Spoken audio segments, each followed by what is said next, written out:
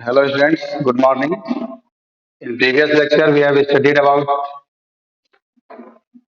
use second use of dimension analysis, that is conversion of unit of physical quantity from one system to another system. उस पर base कुछ questions भी किए गए थे। उसमें जैसे एक अलग तरह का क्वेश्चन ऐसा भी आता है, जैसे देखो एक क्वेश्चन यहाँ लिख रहे हैं, convert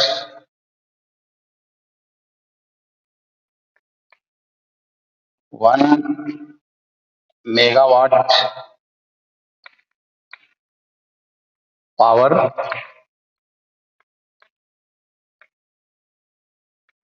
in a system of unit in which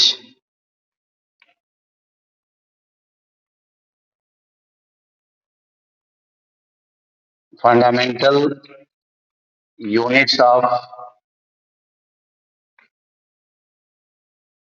mass is 10 kilogram, length is 1 decimeter, and time is 1 minute. Means we have to convert 1 megawatt power in a system of unit in which fundamental unit of mass 10 kilogram, that of length 1 decimeter, and that of time is 1 minute. So how can you convert this? First of all, you should see that the value of which physical quantity we have to convert. The physical quantity is power. So write down dimension of power. You know dimension of power, work upon time. Work upon time. That is work का dimension क्या होता है? ml to t minus 2, और upon time है तो t minus 3 हो जाएगा. This is the dimension of power. Work upon time. Work का dimension ml square t minus 2. Time से डिवाइड करोगे तो एक और टाइम का -1 पावर ऊपर आएगा, t minus 3. नाउ n1 इसको एमकेएस में कन्वर्ट कर लीजिए. 1 मेगावाट है. 1 मेगावाट कितना वाट होगा इसमें? 10 पावर 6 वाट. वाट में इसलिए कन्वर्ट किए कि वाट मीन्स जूल पर सेकेंड, यानी ये एमकेएस सिस्टम की यूनिट हो जाएगी. Now write down the formula. n2 equals n1 m1 by m2 power 1, L1 by L2 power 2, T1 by T2 power -3. Now put the values. N1 का value है 10 power 6. बाकी सारे values क्या क्या लिखे जाएंगे? देखो वैल्यू पहले यहाँ लिख रहे हैं क्या क्या गिवन है. N1 equal to 10 power 6 in MKS system. देखिए एमकेएस सिस्टम में मास का यूनिट है किलोग्राम. यूनिट वैल्यू पुट करेंगे, that will be 1 kilogram. Length 1 metre and T1 1 second. We have to convert this. T1 is 1 second. We have to convert the value in a system in which fundamental unit of mass is 10 kilograms. So M2 is 10 kilogram. Now fundamental unit of length is 1 decimeter. L2 is 1 decimeter. And time is 1 minute. So T2 equal to 1 minute. अब इन values को put करना है यहाँ m1 m2 के place पर. Now say it will be n2 equals 10 power 6. Here it is 1 kilogram upon second system में 10 kilogram है. 1 kilogram upon 10 kilogram. 1 power लिखने का कोई मतलब नहीं. L1 upon L2. L1 is 1 meter. And what is L2? This L2 is 1 decimeter. Power is 2. And here time in first system 1 second. T1 is 1 second. And what is T2? 1 minute. Power is -3। इसके बाद पता है आप लोगों को क्या करना है, सबको एक जैसे यूनिट के सिस्टम में कन्वर्ट करना है। Now this n2 equal to 10 power 6, ये दोनों किलोग्राम है, no need to convert, so this will be 1/10, unit cancel हो गया। Here 1 metre, you know 1 metre equal to 10 decimetre और 1 डेसीमीटर इक्वल टू 1/10 मीटर, तो इसको लिखेंगे 10 decimetre upon 1 decimetre. Power 2, 1 second, and in 1 minute how much second, 60 second, power -3। यहाँ decimetre cancel हो गया, second cancel हो जाएगा। अभी वैल्यू क्या हो गया, 10 power 6, 1/10, this will B 10 square, that is 10 into 10। Power अगर माइनस है तो प्लस करने के लिए इसका रेसिप्रोकल लेना है, रिवर्स करेंगे, 60 ऊपर और 1 नीचे, so n2, now see what will be value of n2, n2 equal to 10 power 6 into 1/10 into it will be 10 square, that is 10 into 10,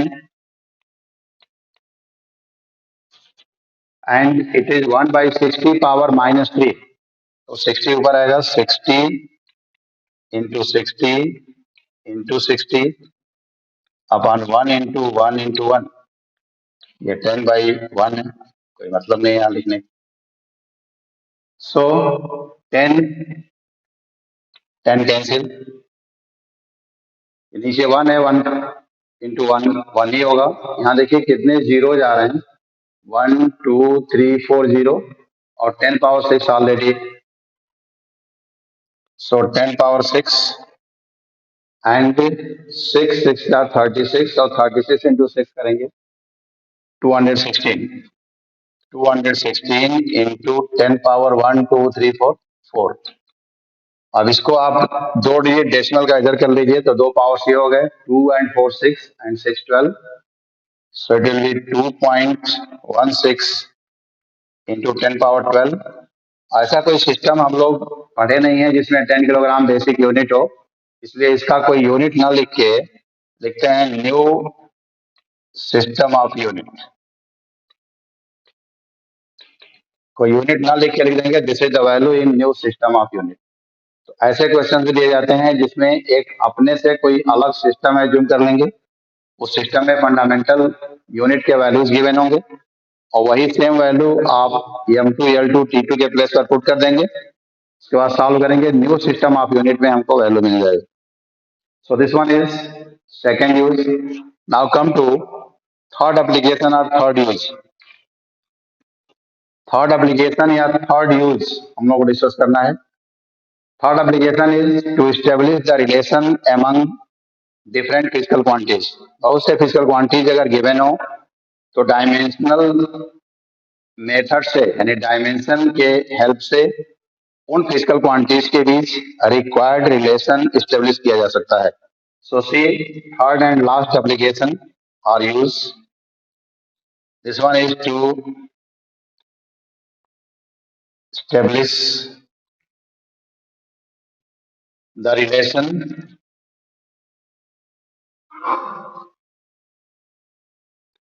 among different physical quantities, different quantities।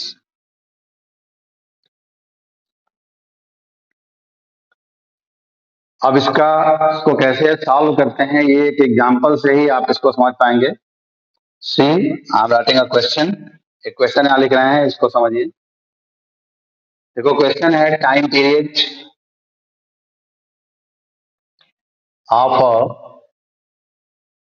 Simple pendulum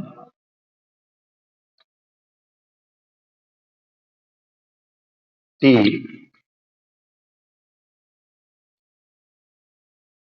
depends upon its mass, mass से मतलब bob का जो mass है, its mass m, effective length l,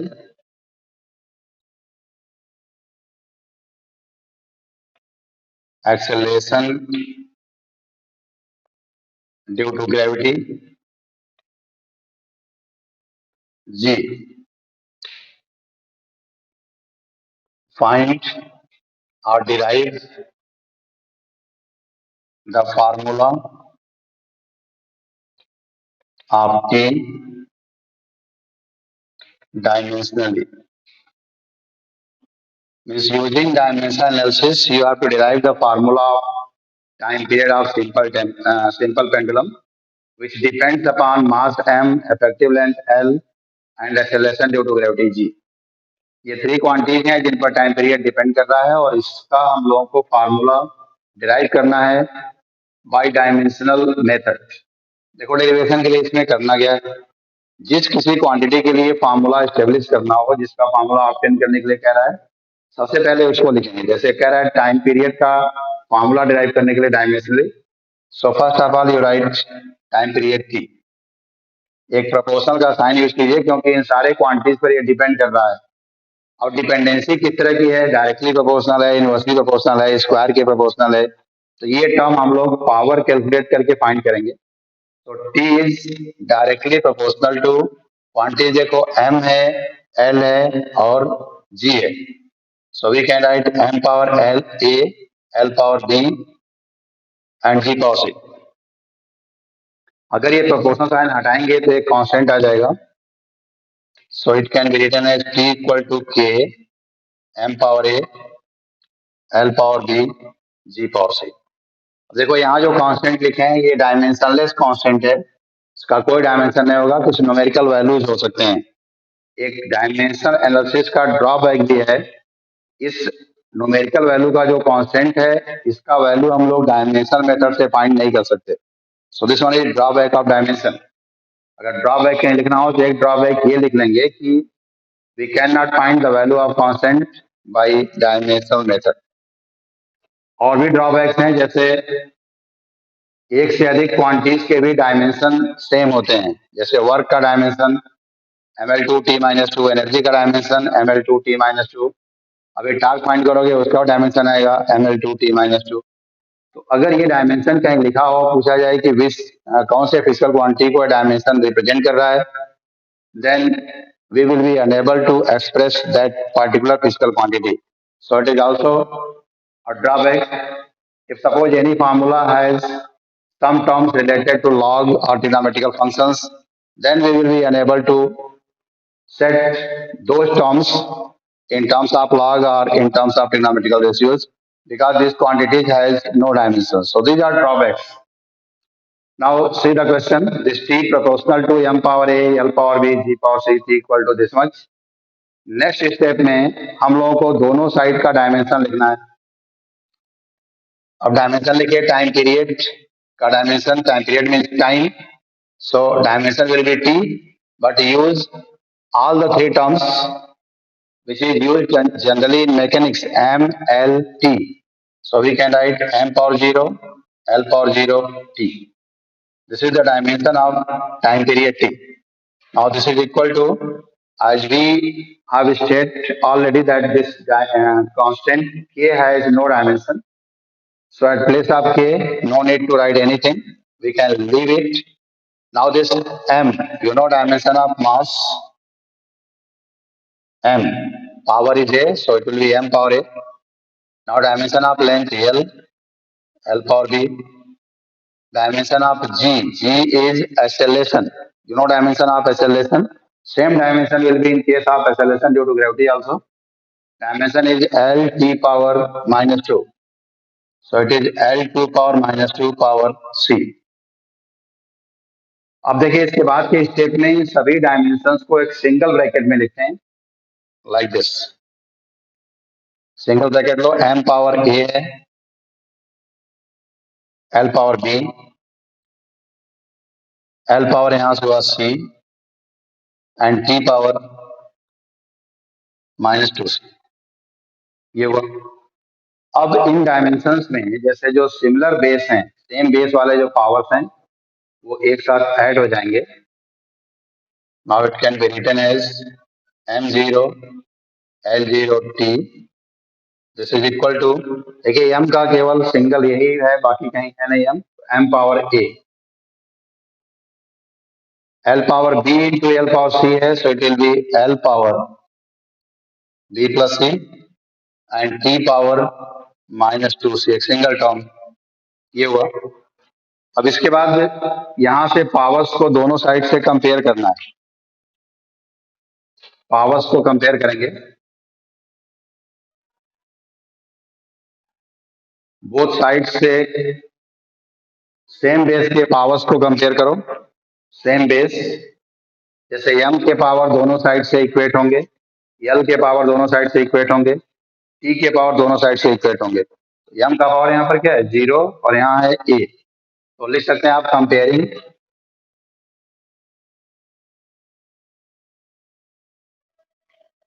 powers of same base from both sides.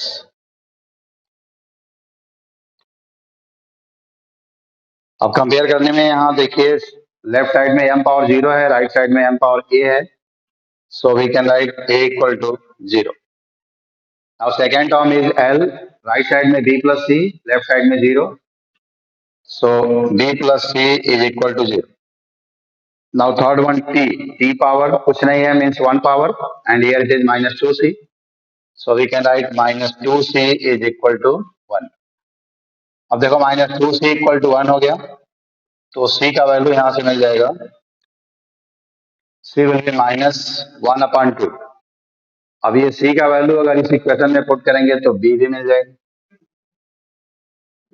b plus c equal to 0, तो c के place पर put कर दो b -12 equal to 0, so b is equal to 1/2। अब देखिए वैल्यूज तीनों constant थे, a equal to 0, b equal to 1/2 and c equal to -1/2। अब ये जो वैल्यूज यहाँ है इनको इक्वेशन 1 जो यहाँ सपोज किया गया है, t equal to k m power a l power b g power c, उस इक्वेशन 1 में पुट कर दीजिए सारे values.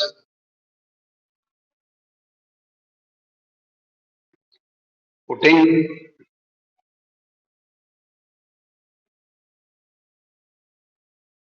The values of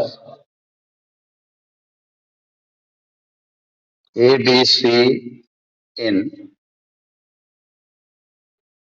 equation 1, तो इक्वेशन 1 में अगर पुट करेंगे तो देखिए इक्वेशन 1 है t equal to k m power a l power b g power c, तो k m पावर लिख लो 0, l पावर b का मतलब हाफ है, so it will be l power half, और g पावर c है, c का value -12, so it will be -12। अब किसी भी नंबर का पावर अगर 0 हुआ तो वैल्यू 1 हो जाएगा, so t is equal to k m power 0 1 हो गया। ये देखो माइनस पावर जिसको है उसको प्लस करने के लिए रिवर्स कर लीजिए नीचे, तो l पावर हाफ अपान g पावर हाफ लिख लेंगे। अब हाफ पावर का मतलब थर्ड होता है root, so this t is equal to k root l upon g, ये हो गया फॉर्मूला। अब देखो यहाँ ये जो कांस्टेंट k है इसका वैल्यू हम डायमेंशन मेथड को यूज करके फाइंड नहीं कर सकते। अगर आपको फार्मूला पता है, जैसे ये जो फार्मूला है वो t इक्वल टू 2π√L/g होता है, तो अगर किसी को फार्मूला पता है तो वो k इक्वल टू 2π पुट कर सकता है, तो ऐसे कंडीशन में फार्मूला हो जाएगा t इक्वल टू 2π√L/g। ये भी सही है, ये भी सही है। कांस्टेंट अगर नोन है, मतलब if you know the constant then you can put the value, otherwise no need to put the value, you can write the answer in terms of k के टर्म में आप आंसर लिख सकते हैं।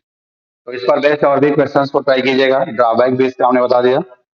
इसके बाद के लेक्चर में, in next video lecture we will start error analysis, इसके बाद एरर एनालिसिस स्टार्ट होगा। इसमें 3 टाइप्स के इसके एप्लीकेशन थे, उन पर न्यूमेरिकल्स ही होते हैं, तो सबके डायमेंशनल फार्मूला को जानो, उस बेसिस पर न्यूमेरिकल को करना, क्योंकि इस चैप्टर से न्यूमेरिकल ही पूछे जाते हैं टेस्ट में भी। So try to solve all types of numerical, and if you feel any type of problem, then you please ask